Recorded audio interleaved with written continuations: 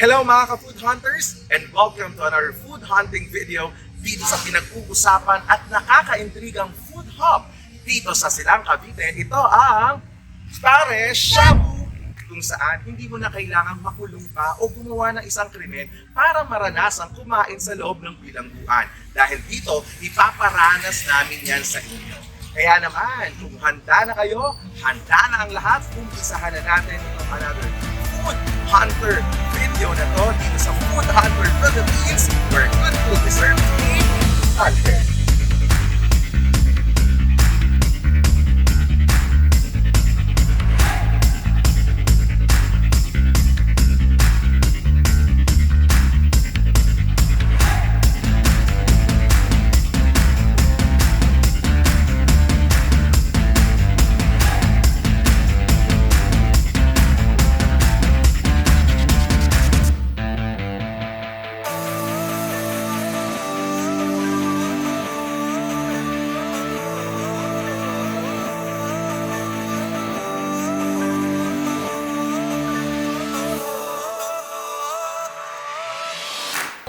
Okay guys, isa daw sa mga bestseller dito is the Overload, which is from 130 magiging 200 pesos siya. Dodoblehin nila. So this is good for sharing. So if you are going here with your family, friends, barkada, pwedeng yung order nito kasi good for sharing na siya. Again, this is the Overload dito sa Pares Shabu. Tignan nyo naman guys, super talagang kumukulo. Ibig sabihin mainit. Lalo na pag makulan, lalo na magde-December, sobrang lamig.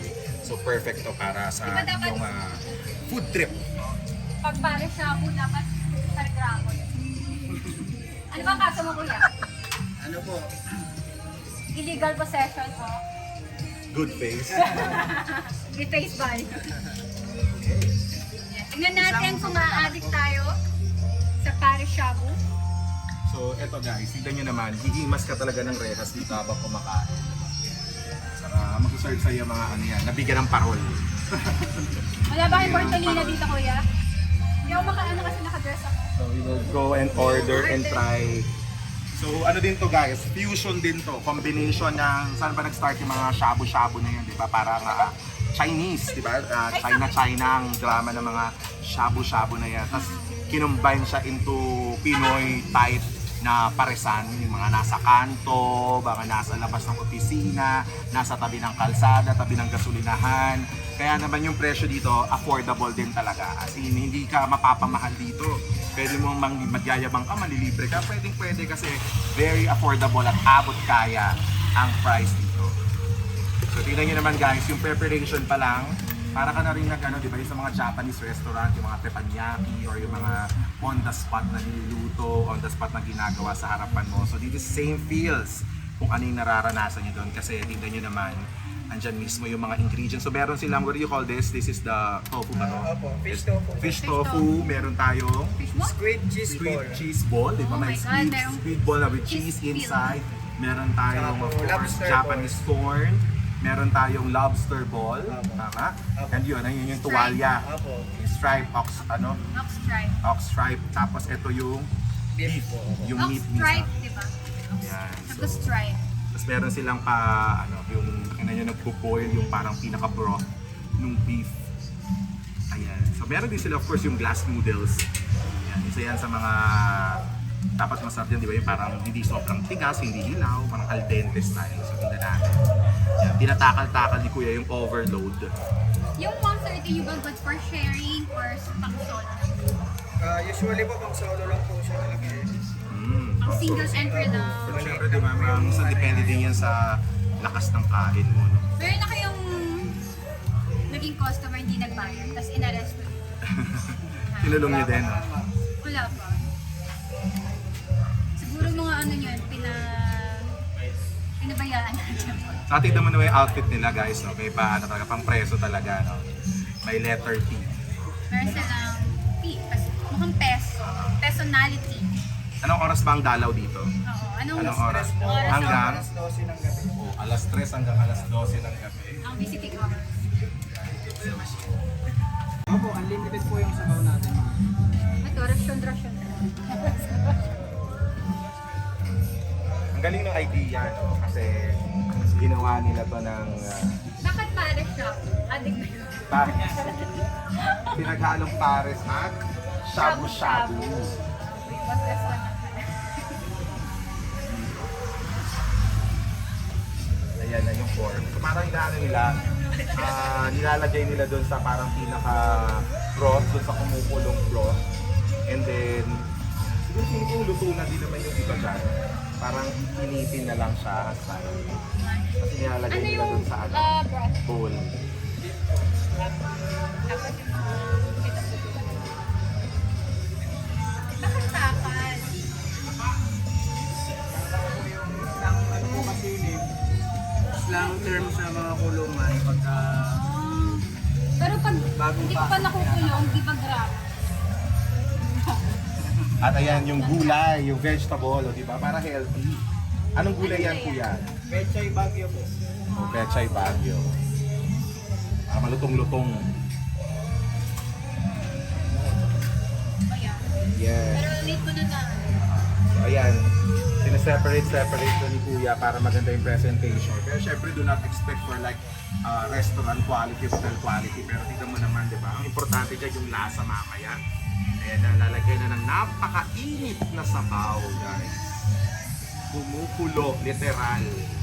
Kaya ingat-ingat din kayo kasi talagang mainit na mainit. Ano yung Paris nila? Yan na rin yun? Opo, yan yung Ah, pares. okay. Yan yung ingredients ng pares. Oh. Ayan, for sharing. Sarap na lang po na. Pwede dito. Pwede naman po. Yan na lang po. Pwede Ayan, kami dito na lang kasi separate kailangan na. natin yung makakita. Tapos kaya na lang kami separate bowl. Sakto to guys. Ito try na natin agad. Huwag na natin patagalin pa kasi masarap to. Serve when hot, eat when hot. Ayun na yung kainan mo. Di ba talaga parang niluto lang ng Siya sa face ano on. natin dito. Ayan, kuha tayo ng serving spoon. Ka pa. Ayan. So tingnan natin guys. Ito na yung overload nila. 200 pesos ang halaga. Overload. 130. 130 siya pero pag pina-overload mo siya, mag-add ka lang ng 70 pesos, 200. Good for sharing na. I think this is good for 2 to 3 people. Kasha na to. Ayan. So meron tayo din may pa-chopsticks. Isa Meron pang din bowl. silang meron din silang soup spoon. Ayan. Tapos ito pa. Bagong hugas na kainan. Tatlong presong peso. Di ba ngayon sa preso? Kain na! Ganyan. So meron ba tayo dyan, kuya? Serving spoon. Oo. Pero na lang kami yung sandwich. Serving spoon. Meron ka dyan malaki-laki. Tignan natin yung soup niya, guys. Ay, teka lang. Nakaka-excite na intriga ako kasi pinag-uusapan to sa social media eh.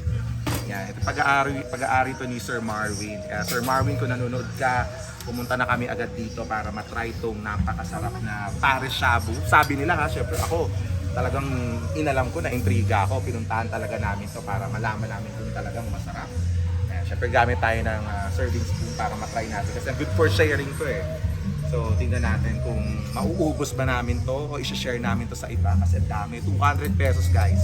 May 200 pesos ka, pwede ka na. May glass noodles. Gamitan mo na ng ano pa naman. Diba? Kung titignan naman natin consistency niya, medyo hindi siya creamy. Clear soup siya, clear soup. Kita-kita naman natin. Pero yun nga, lahat ng ingredients na sinabi natin kanina, kompleto. Yung ingredient ng pares at ingredient ng shabu-shabu nandito. Ayan, okay na yan. Oh, very Try good. natin. Ayan. So, lagyan na natin. Sige, try Sigaw natin mo na. yung soup. Lagyan na tayo ng soup. Sabay tayo Try natin yung recording mamaya. lasa ng soup nila. Sige, go. Unahin natin yung soup people ha. Di may tissue pa kayo Cheers dyan? tayo. Tissue kuya. Tissue yan. Tignan natin. Daming demand naman. Kailan ready Yung tayo. vlogger. Ito talaga. Kanina, yung ibang video namin talagang super, ready, kompleto. Lahat ito talaga parang nasa kanto. Yun ang gusto natin may part sa inyo. Kanto style. Kanto style eating. Cheers tayo. Cheers. Napasok ako dito. So, tignan natin yung lasa ng pares shabu nila dito sa Silang, Cavite. Ready? In 1, 2, 3, and go!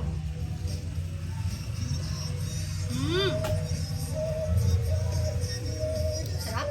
Sarap. Lasang-lasa yung Pag galing ka din sa inuman, Yung ang sarap ano, nito. Oh my God. lasang-lasa yung beef, yung soup. Ngayong pinagkuluan ng mga Guys, malasa yung Shabu-shabu. sabaw. Sobrang malasa, lalo na kung may sakit ka siguro, masama pakiramdam mo, ito yung iinumin mo, ito yung kakainin mo. Perfect. So, tignan na naman natin ngayon yung lasa nung mga laman o yung mga ingredient niya. So, meron tayong, ayan, yung pinaka ingredient ng pares, yung tuwalya, sabi nga ng iba. Meron din yan, of course, ano bang ingredient muna ng pares? Ayan, hindi nawawala. Konti lang ingredient ng pares yung beef at yung parang pinakatuwalya. At syempre sasama natin for the shabu, meron tayong fish. Ay, sorry. Yes, this is the fish tofu. At meron tayong squid ball cheese. Squid ball with cheese. At meron tayong lobster ball. Meron tayong gulay. Yan ang pechay bagyo. At ang nagpapakulay ang mais. Kompleto ang ingredient mga kaibigan. So titikman natin isa-isa. Na-intriga ako dito sa cheese ball. Tingnan natin kung may cheese talaga sa loob. May cheese. Kitang-kita niya. At lasang-lasa yung Mainit. squid ball with cheese. Diba? Ito ang lobster Lumabas ball. na yung cheese. Yung lobster ball.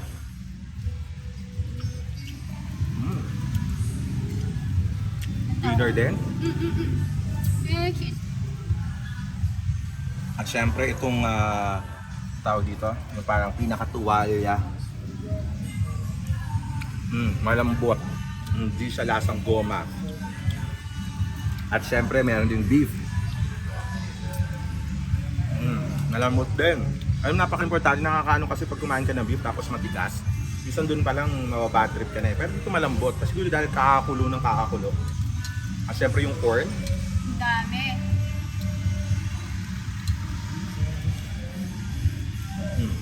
Nasa. Though, wala naman super duper special like wow factor. Again, sabi nga namin sa inyo, magiging honest lang kami dito. But the idea, because basta masarap siya, okay yon, di ba? Pupuntahan natin, kakainin natin. Kasi hindi sayang yung pera natin. Pero yung wow factor, wala naman masyadong wow factor. Pero okay yung lasa niya. Pero ang wow dito siguro, dahil nga pinagsama mo yung shabu-shabu at yung pares, yun yung wow. Saka yung experience mo na kumakain ka na para kang nasa preso, para kang nasa bilangguan. Yun yung maganda doon. Tsaka sabi nila, good for, alam to, no? Ay, alam. Sana. Pero alam ko na kung ano yung wow dito. Yung presyo niya. Sa halagang yeah. 200 pesos. May share mo na to with your family and friends. Yung cheese. Yeah. Kaya naman, kung interested kayong i-try itong pinag-uusapan, very trending na kainan dito sa Silang. Ang Paris Shabu po ay located lang dito mismo, malapit sa bayan ng Silang. So kung nasa bayan kayo ng Silang, going to Manila, dadaanan nyo lang po yung Paredes Street na yan, makikita nyo na po yung Paris Shabu. Naka-locate siya sa parang isang open na lote na area, makikita nyo po ito na ginagawa lang sa, matawag dito yung container van, kinonvert into something like this. Even the parking, meron silang enough space for the parking space. So hindi naman ganun kadami pero enough na. Siguro punta na lang kayo na maaga. Huwag kayo masyadong magpagabi kasi paggabi to dinadayo na. Lalo na may mga string lights sila dito. Maganda paggabi, maganda yung ambience, maganda yung view. So mas marami ng tao pupunta dito. Pero marami namang parking along the area. So you can try, you can bring your family and friends here. Very accessible, tapat lang siya ng kalsada. Madaling puntahan and yes, good food for value for money. Perfect na perfect tong Paris Shabu. Kaya puntahan nyo na guys. Yeah. Kain lang talaga share ko.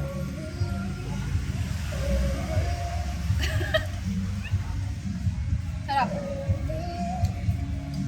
Kain na mga kosa.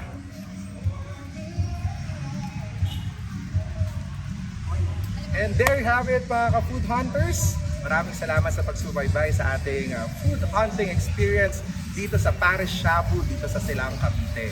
Kaya naman, partner, ano ba experience mo? Ay, kung mahilig kayo sa pares at shabu, sigurado magugustuhan niyo dito. Lalo na sa may mga hangover na galing sa Tagaytay or sa Cavite area, pwede yung bisitahin ang pares.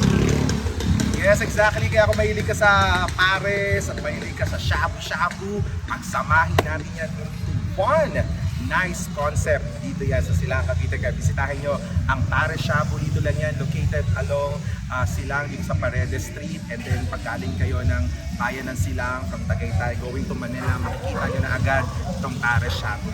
So again, this is very affordable. Nakita nyo naman yung menu natin. For as low as 130 pesos to 200 pesos, meron ka ng overload na pares na perfect for family and barkada. Kaya naman, salamat sa pagnood sa ating video na to at pagsama-sama tayo for our next video. Saan naman kaya ang i-hunt natin? Abangan nyo yan. Kaya naman, where the good food deserves to be hunted. Dito lang yan sa Food Hunter Philippines. Thank you and see you on our next video. See you!